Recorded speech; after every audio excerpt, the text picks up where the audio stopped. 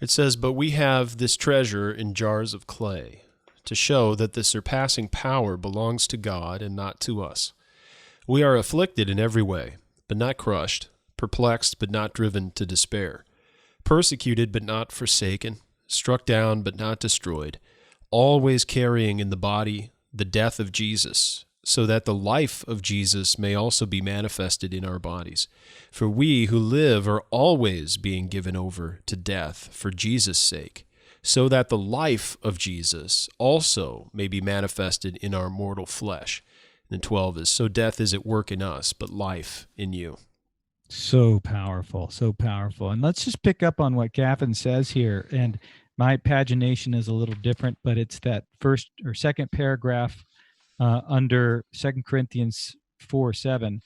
He says, the point to ponder here is the obvious pairing of, quote, the dying of Jesus, unquote, and the, quote, life of Jesus, unquote, as a comprehensive cover of Paul's existence. Negatively, they are not in view as two separate parts or sectors of his experience, as if the life of Jesus and the dying of Jesus balance off each other in a plus minus fashion and added together make up the whole.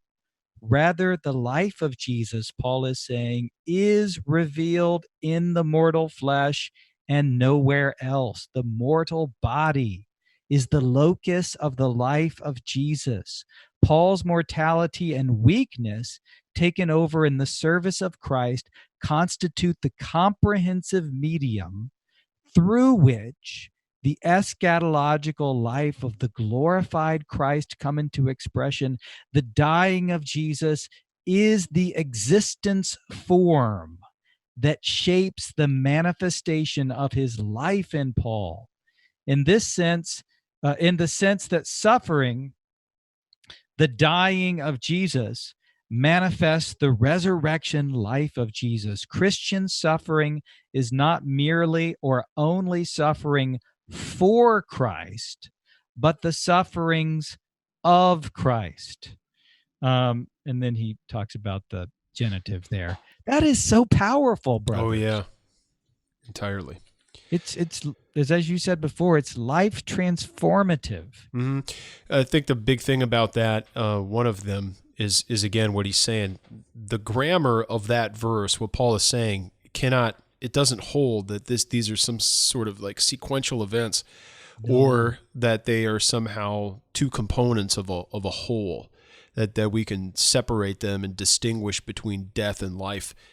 The death of Christ, the life of Christ. Like, I'm in death mode now, and then someday I'll also be in Jesus life mode. It's always both. We're carrying around and always dying because of also the life of Christ at work within simultaneously us. held, mutually informing and interpreting one another as dual aspects of our union with Christ.